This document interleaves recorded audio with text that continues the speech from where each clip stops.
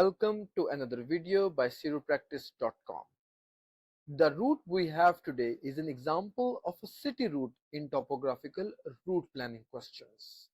Let's read the instructions together.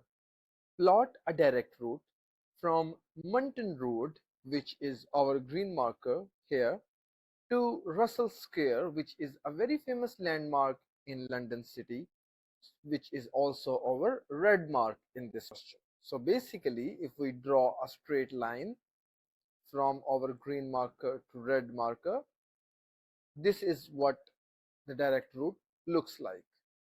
Now we will plan our route to find the most direct possible route.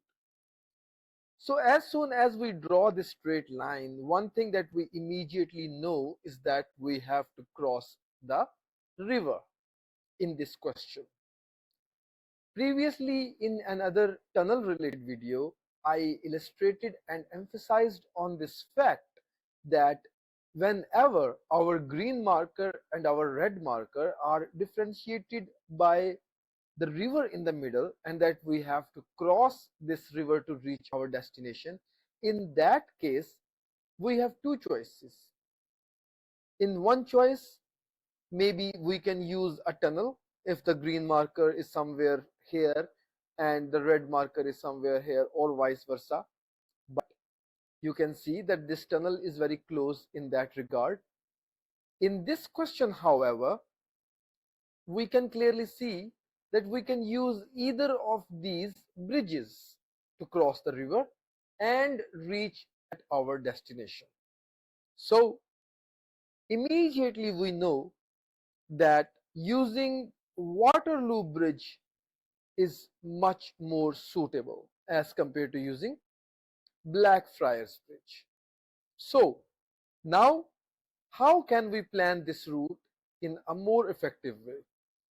It looks like that when we will start from our green marker, our starting point, somehow we need to arrive at this roundabout so that afterwards we can take this bridge and then connect ourselves with the destination. So this is what our initial superficial planning looks like. Now we need to make sure that we know how we can navigate ourselves from Munton Road to exactly this roundabout and then all the way towards red marker on Russel Square. So immediately we can see that Munton Road is a one way. We will take it up, then use this expressway to come on Elephant and Castle. There is something about Elephant and Castle that it is not exactly a roundabout, but it is actually in this shape. If you want more clarity about how Elephant and Castle might look, you can also refer to Google Maps, because Google Maps are 3D maps. So sometimes, for the sake of example, for the sake of understanding, you can take a look at different landmarks, different landscapes in Google Maps to develop a better understanding. Here we can see that this is a restricted access, half of the road, and because we want to go in this direction and we cannot step on it with our vehicle, so instead we will take George Road, after which we can find our way back on this expressway to arrive on this roundabout. Then we will cross the bridge, use Aldwych and Kingsway to go towards Southampton, which will take us to Russel Square. So that is about planning. But before we actually start drawing our today's topographical route, let me show you something very useful. Here I have on the screen is a set of topographical route rules.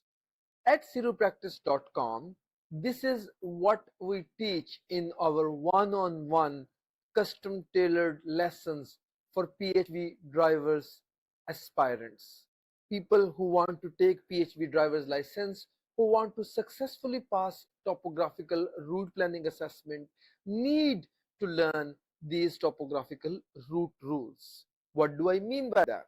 For example, in our one-on-one classes, we explicitly teach students how to read, analyze, and understand maps so that you solve topographical route planning questions without a hassle and without making any mistakes. If you know topographical route rules, you would understand that restricted access is denoted by this color. And what does it mean? That you cannot go with your vehicle on this road, or even pedestrian zone as well, or even dead ends. Similarly, other rules, for example, railway lines, footbridges or footpaths, how to navigate on roundabouts, how to navigate on unmarked one-ways, flyover roundabouts. For many students, for many people who are trying to take PHV driver's license, sometimes it becomes very difficult for them to differentiate between different levels of roads. So we teach these concepts, that how to make sure that the level or the surface of the road on which you are not navigating yourself from that level to another level which are not connected. So it is forbidden to make such a move. Similarly, central reservations, tunnels, closed roads.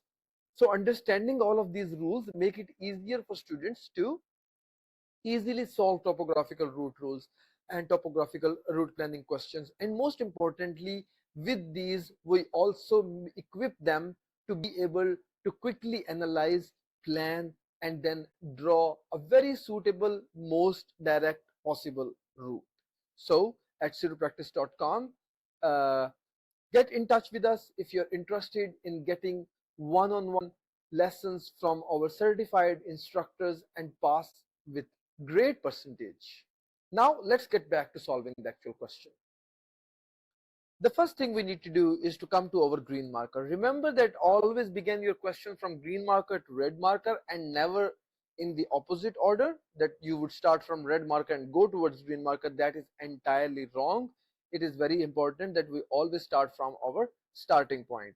So Munton Road is a one-way road, obviously, so we will travel in the direction of the one-way road. Excuse me for this. Okay, like this. Then we are interested in getting onto the expressway as early as possible. This is allowing us an inlet on New Kent Road, Expressway 201. Arriving at Elephant and Castle, as you can see, this is what I was talking about earlier. It is not like a roundabout which you would navigate yourself like this, but actually it is shaped in this way. So this is a two-way road right here. We will keep left, and initially, although I want to go on London Road so that I can arrive here, but London Road only allows vehicle to come from this side so that they can use this area to come, but you cannot enter here. Reason being, this is restricted access. So instead of that, we will continue here on Elephant and Castle, and then as soon as we get on to the George Road, we can draw in the middle because this is also a one-way road. Okay, so arriving here, now still I want to make a turn here, but this is, although this is a two-way street, but this is a restricted access, and this right here also looks like a dead end. So we will continue straight here, and after that I can arrive at Westminster Bridge Road. So here you would think that maybe I could use this road and then get here and then get here. So why take a lot of difficult turns? Probably not everyone would be able to analyze this information as confidently as required or needed, because you can definitely take this path like this, and then this. But it requires active vigilance and being very profound with maps, reading them and how every sign works. Instead, this is a much easier approach and also more direct in my opinion, because on expressway you have more speed limit as compared to streets, and taking more turns and driving on a slower speed will definitely increase time for the passenger's journey, which no passenger really likes. So on Waterloo Bridge, this is absolutely a footbridge. We can cross it. And then this is a railway line, not a dead end. It is very important that whenever you are unsure if it is a dead end or the railway line, you can see that where this black line is going. If it is going inside this box or a subway station or something like that, then that means it is a continuous line. It's a railway line. It's not a dead end. Dead end looks something like this, a very small line on the starting from the both boundaries of the road and connecting. So we have arrived at our first point of interest, right? Why do I call it a point of interest? Because it helped us plan our way, that we said that we will start from there, our green marker, and we will arrive here. So finally we have arrived here. What you're seeing below is kind of a central reservation navigation path, probably a footbridge. So continuing on Waterloo Bridge, you can see central reservation is still continuous. Okay, if the letters in between them are providing some kind of a space, it does not mean that central reservation is not continuous. So basically it means that not from any point like this you cannot make a turn like this. No, Waterloo Bridge does not allow you to do that. All you need to take care of is your lines. It should be in between the middle and the boundary of the road. Now we have arrived on Aldwych. There is a footpath below us, and this is a one-way road. So we will continue on a one-way road. Make it a habit. It looks good. Examiner really likes it, that whenever you have a one-way road, try to draw in the middle, but as soon as you have crossed the head of the arrow, or you need to navigate before that and take a turn, you should quickly move towards left hand side of the road if it is a two-way street or a two-way road or a two-way expressway. Now we need to arrive here. So this is also another tip. You don't need to necessarily need to do that, but if you can, if it helps you. So for example, now I need to decide how can I come here, so I can just quickly click it with my endpoint, and then I can decide, okay, I can take this road, then I will come up and then go to Southampton, or maybe I can go straight and then go up. So it is entirely your choice. Remove the last unnecessary line, continue on this two-way street. Doesn't really matter, because if we come from this side, still we are going there. The goal is to reach Southampton without breaking any rules, and we have not broken any rule. This is a one way, so we have just crossed it straight. You could also come here in the direction of the one way, then take a turn into direction of this one way, then take a turn into direction of this one way, and then take another turn. So that again increases the time of overall journey, which is not appreciated in that regard. So taking a turn here on a two-way street, coming towards Russel Square and approaching to your red marker. Once you have arrived at your red marker, make sure that you have not made any silly mistake. Make sure that your green marker and red marker are connected, and also do not forget to press the stop drawing button, and your route is completed.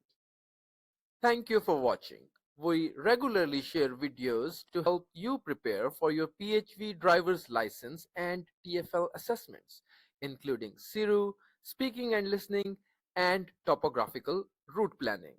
If you haven't already, please make sure to subscribe to our channel and hit bell icon so you don't miss any future updates.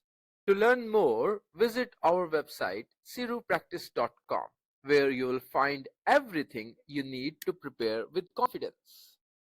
We have helped thousands of students to get their PHV driver's license by providing them assistance in topographical route planning assessment, TfL CIRU assessment, and listening and speaking. You can see some of their certificates on our website, where students have achieved 100% marks and also above 90%, which is a very good percentage. So we provide one-on-one training lessons for TfL Topographical Assessment, CIRU Assessment, and Listening and Speaking. These one-on-one training lessons are specifically tailored, custom tailored for the students and their needs. Don't just take our word for it. We have over 50 genuine Facebook reviews with a 100% positive feedback rate from real students. Also, while on the go, don't forget to follow TfL Tests on Facebook. If you have any questions, message us on WhatsApp using the number on your screen, or you can call us directly at 020-3965-7202, or visit our website www.cirupractice.com. We are here to help.